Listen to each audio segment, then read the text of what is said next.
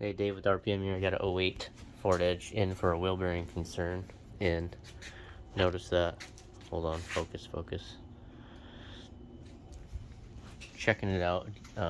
Customer states that they're gonna take a long road trip, and I noticed that these don't look like they've ever been touched.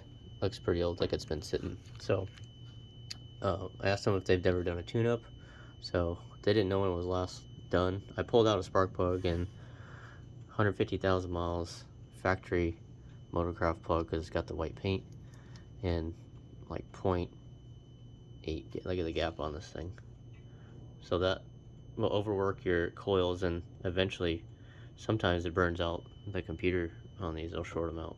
So check your spark plugs. Doesn't take long, guys. This thing's been to a Ford dealership, and every time they've missed this recommendation or they refused it. So you just got to get better at checking stuff and recommending it instead of checking tires and stuff. That's an easy sale. I can tell it's been in the dealer. It's got the Motorcraft battery.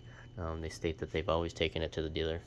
It's got good tires, but little stuff like that gets missed and it can leave your customer stranded.